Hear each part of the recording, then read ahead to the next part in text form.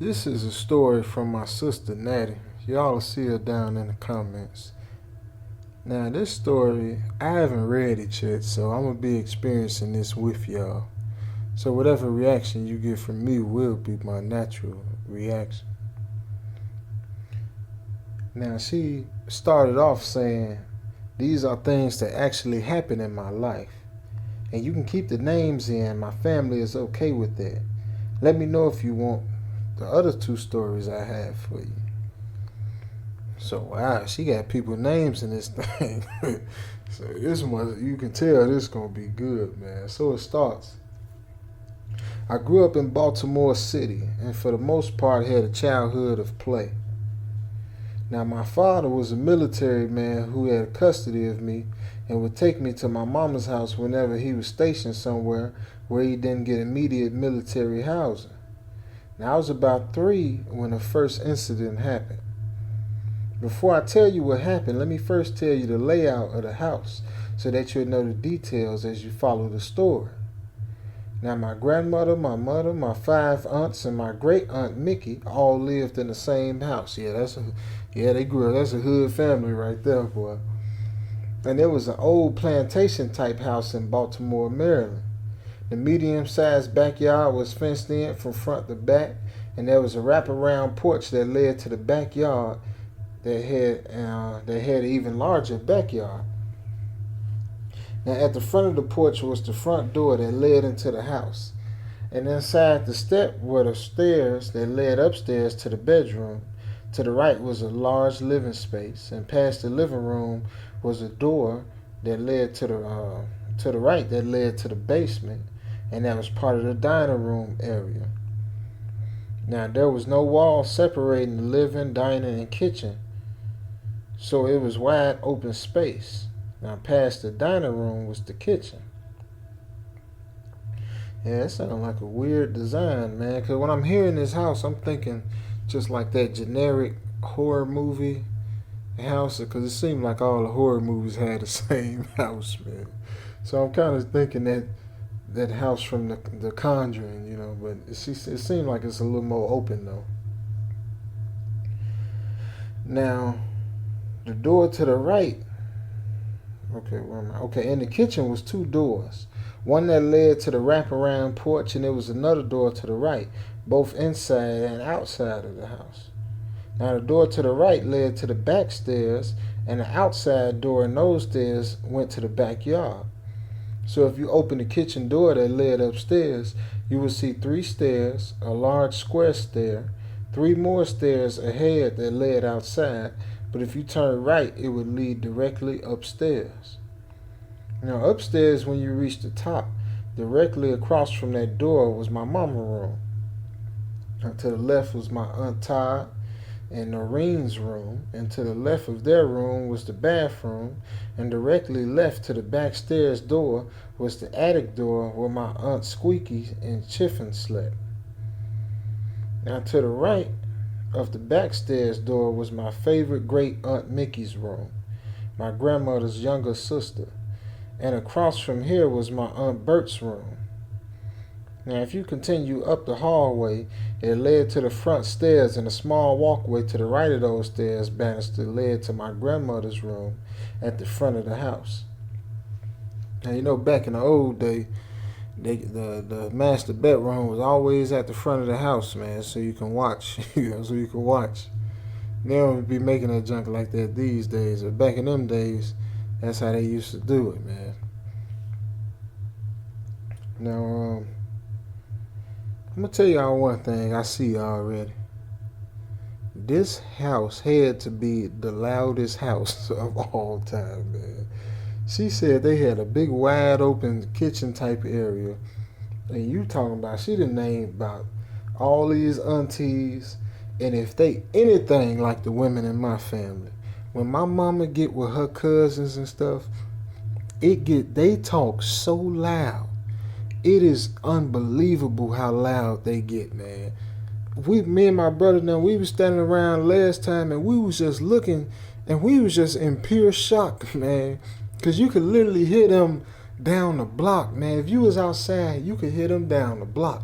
And I don't know what they be talking about, would it be so funny, man? But they be so loud, it would blow the roof off the place, man. So I couldn't imagine them living together. And I couldn't. Anyway, now that you had a layout of the house, here's what happened or started happening. Now, my daddy was deployed to Germany in 1978, and I wasn't sure where Germany was, but I was sure that it had children. So I was assured my father that he could take me and I wouldn't be bored. Now, I was 3. That was my logic, but my daddy didn't agree. So my mama's house I went. Now, I was bummed about having to go, so my father bought me a Fisher-Price mini movie projector that he told me came from Germany and that he'd be watching the same movies as I would. Now, that worked and I was content. And one of my favorite movies was Mickey Mouse and the Boo Brothers. And I watched that one the most, and it was also my daddy's favorite, so I was sure that he was in Germany watching it too. Now, one day I was laying on the lawn in the front yard because I had figured out by then that if you look up at the sky, the picture gets brighter. Oh, so she talking about one of them little things that you look in like some binoculars. Okay, I get it. I get what she. Oh, okay, yeah, I get it now. From a different generation now. But anyway, as I watched the movie and giggled with delight, I heard someone call me. I swear to you, it called me as if it knew my name, but I swear to you, but it didn't call my name. I opened my eyes, that wasn't glued to the projector, and there in the attic window was a woman looking down at me. Now, I spent a lot of time at my mama's house, and I never seen that woman. So I just stared at her. Now, after a while, she wasn't as interesting as Mickey Mouse, so I went back to the movie and just clicked away my afternoon, repeatedly watching the movies one after the other. Man, that must have been some good movies, man, because now look, hold on, let me say this, y'all. Let me say this. Now, for all y'all old folk that talk about us young folk and stuff, always be up in our phones and stuff. Now, you see her, she say this 1978, and she was stuck up in this little mini movie thing like it was the same way we be stuck up in our phone. And I don't know if I'll be in my phone so hard that I see a strange old lady up in the attic and not try to figure out what's going on, So I'm just saying now, I'm just saying. Now she continues. Now I remember I was 3, so I don't know if that was that night or the next night, but I remember laying in bed next to my mama when I heard that woman call to me again. Now I got up and went to the back stairs and opened the door and saw her coming up the stairs. I was delighted because she clicked in and out like the Mickey Mouse in the Boo Brothers movie. Ooh, John, man, this junk kind of creepy. Hey, man. Now, giggling, I shut the door, and she told me to open it. Now, I did. Now, this game went on for about a minute, but something was changing. The closer she got, the more frightened that I became, and I don't know why to this day. And I also don't know what I saw when she got to the top of the stairs. I stood there frozen in terror, and I swear to you that she kept talking to me, but not talking. I can't explain it, but she kept telling me to open the door. Now I began to cry, and I didn't know why. I just knew that I was terrified. She told me again to open the door, a little more forceful this time, like a parent. I opened the door and I screamed so loud. I slammed the door and hauled my butt to my mama's room. I freaked out so bad that I woke everyone in the house up. Everyone was trying to console me, but I wasn't having it. I kept screaming that it was a ghost on the back stairs. Now my Aunt Mickey went to the back stairs and opened the door to prove to me that nothing was there. Now, what I saw caused me to lose it more because that thing was still there and my Aunt Mickey was standing next to it. Now, my child's mind couldn't understand how she didn't see it, and neither did my aunt. Now, I was the darling of the house, being the only grandchild and the youngest. Now, my 5 aunts were older than myself, ranging from 5 to 17 years, and they couldn't see it either. It was more than my little mind could take, and I was inconsolable. My mama called her, she got some big words in here, boy. My sister's smart. My mother called her boyfriend, whose family lived across the street, and off I went, waking all of the neighbors along the way. We stayed there for a few days, and they couldn't get me back in that house no matter what they tried. Not even threat of a spanking. Now, I would like to say that this is where the story ends, but I had no such luck. We returned home, and my mama was slick in getting me back into that house. I did miss my grandma and my aunts, and I miss my grandma cooking. Everybody be talking about how good their grandma cooking was back then, man. And I guess it was because they cooked with more natural ingredients, I guess, and cooked with more love and stuff than they do today, boy. You know, we just be slapping stuff together today, boy. Now, my mother took me to the circus that day, and I was on a high.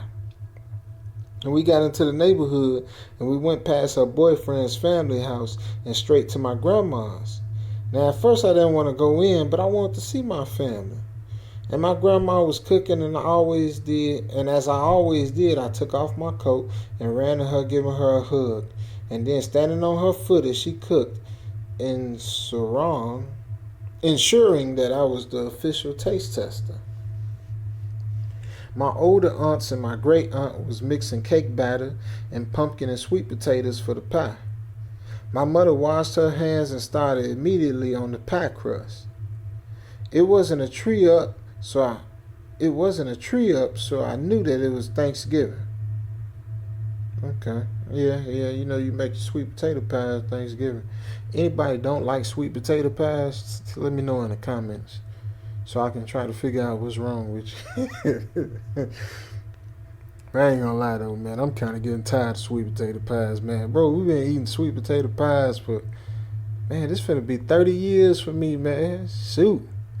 I'm getting tired of peach cobbler too, man. Like, I be telling my mama, you need to make like banana cobbler or do something different. Like, just at least 1 year, you know, just throw it off 1 year, man. Do something different. Boy, I done ate so many sweet potato pies and dang peach cobbler.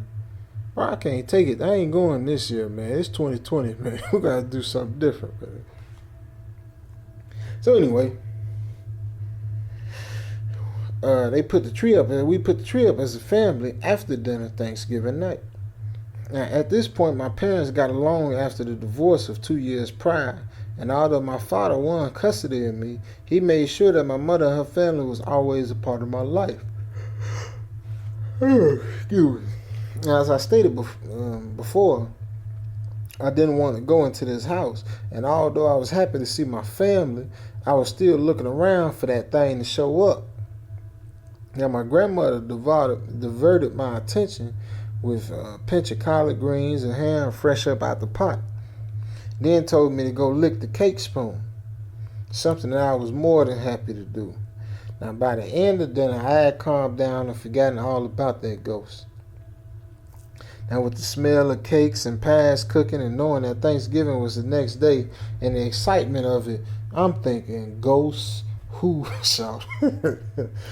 Now, if only that could have lasted, man. As my mama carried me sleepily to my bed, I heard my grandma warn my aunts Chiffin and Squeaky, who were about 8 and 9 at the time, to not sneak into the cakes and pies this year, or it would be heck to pay.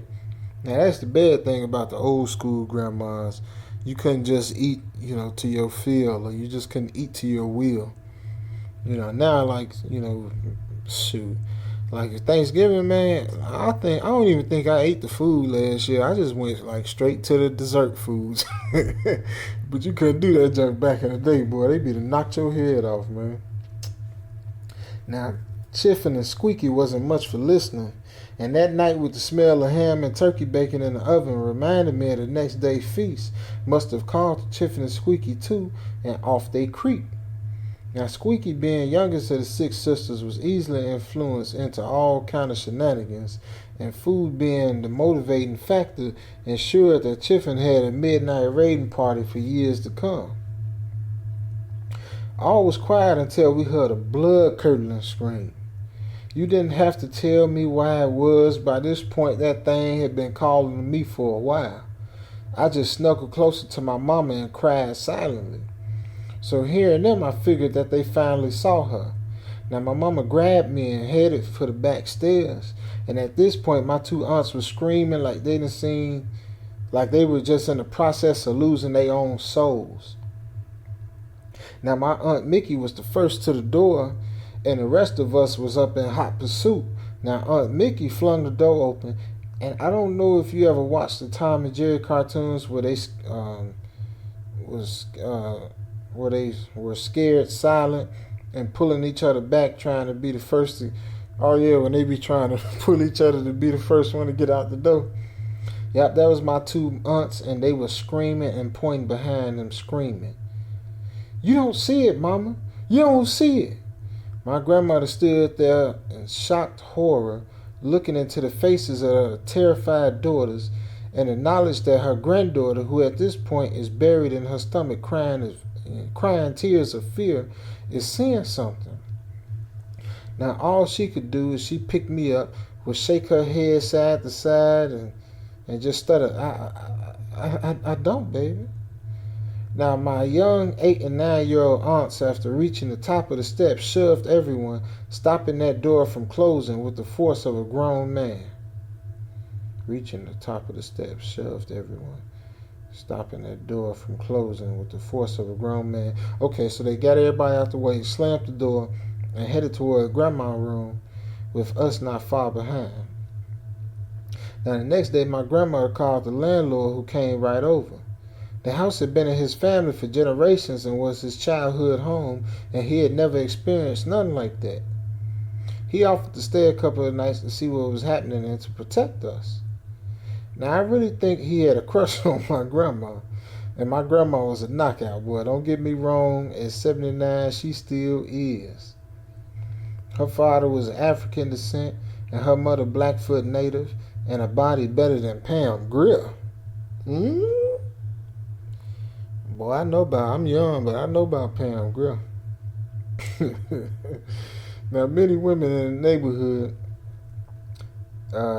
didn't allow their husbands smiling and greeting her too many times. And I seen the landlord's smile cover his whole face a great many days when speaking with my grandma, who at the time was a young divorcee.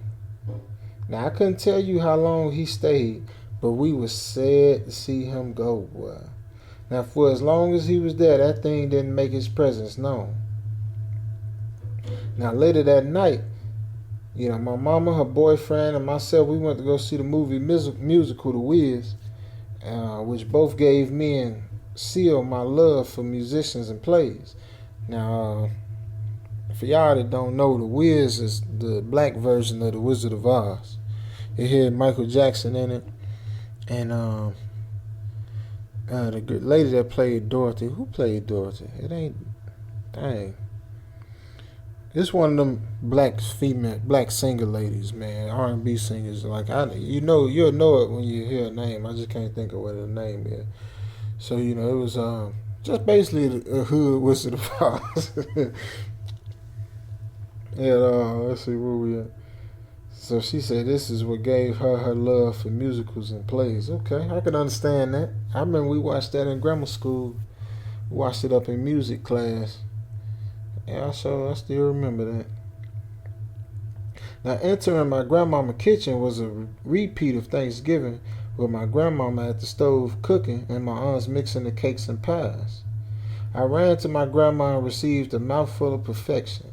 And I had on my baby blue Buster Brown shoes, tan corduroy pants, a navy blue turtleneck, and my checkered tan, navy, and burgundy coat with fur around the hood. Don't judge me. It was 1978, and I was styling and profiling. I know it had to be. You talking about some dang corduroys, boy? I don't think I ever had no corduroys. I wonder is that junk ever gonna come back? I don't even know who idea that was. If I wore some corduroys, I would not be able to stop rubbing my hands on them, man. Now, my grandmother told me to take off my coat so that it wouldn't catch fire at the stove. Now, I looked to the basement door and I finally knew where it was coming from because it was calling to me, and my younger two aunts must have heard it too because they nearly leaped over the table getting to the other side of it.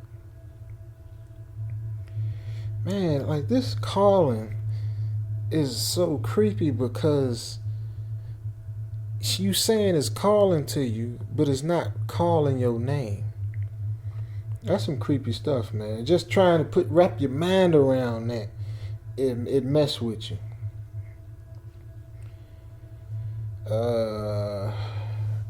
Now, just as she asked me what was wrong, I heard my Aunt Bert scream, "Mama, Mama, what's that?" The next that I heard was my grandmother and her sister saying, "What the is that?" Now, I felt cold and looked around only to realize that they were all standing outside in the snow.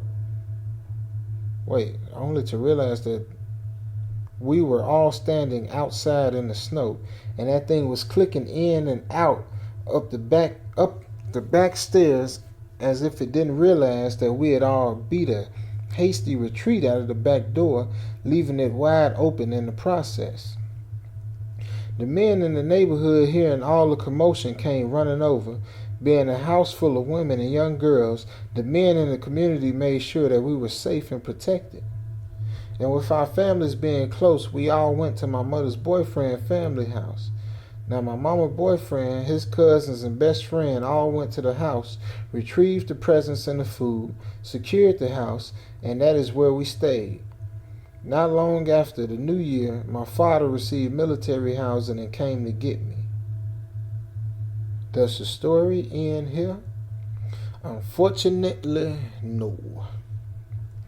Fast forward 20 years on a sticky Baltimore summer's day. My husband, myself, and my youngest sister were visiting at this time, and my mother's ex and my sister's father across the street from my grandmama's old house. Now, as we talk, I mentioned that the house was boarded up. Dang. He told me that no one stays in that house past 3 months, and the city finally boarded the house because they got tired of pulling dead addicts out of it. You know, now everyone that's ever went into that house didn't make it back out. We were having a great time when suddenly a breeze froze me to my core. I swear to you, it called to me. It called my freaking name, man. I looked to the house and to the attic window, and although I couldn't see it, I knew that it was there, and I was ticked off. It was heavy and stifling and mad. Oh, she wasn't mad. She said that the ghost was mad. Okay, gosh, dog. I looked to my mama's ex and said, "Hey, Mike, is that house haunted?" He became really animated, saying, "Girl, you used to trip me out. You would not go back into that house screaming that it was a ghost up in there." Now, I looked again to the house, realizing that through the upstairs window, you could clearly see furniture and curtains blowing in the attic window.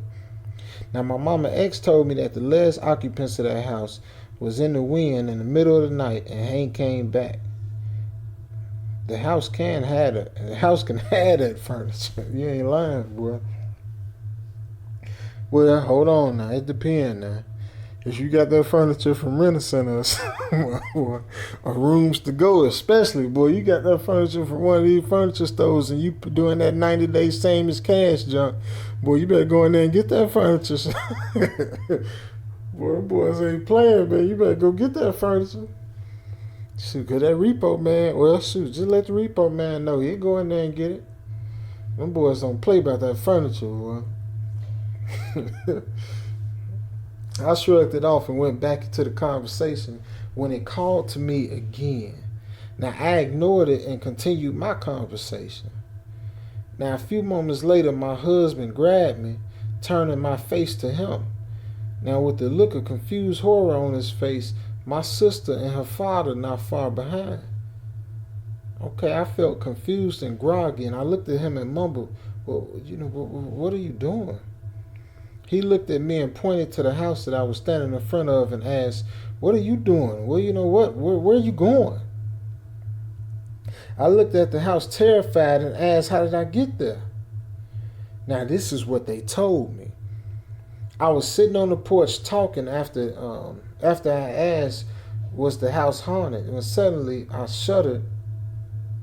I shuddered and looked at the house and said, "She's calling me." How does she know my name? Okay, so she was like in a trance or something. So then I got up and walked down the steps and towards the house. And they stated that they called for me, but all I said was, "She's calling me." Then didn't answer them after that.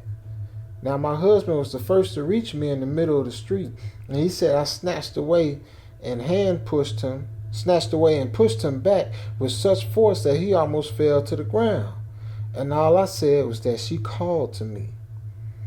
He grabbed me again just as I was entering the gates of that house. I looked at that house with a new fear.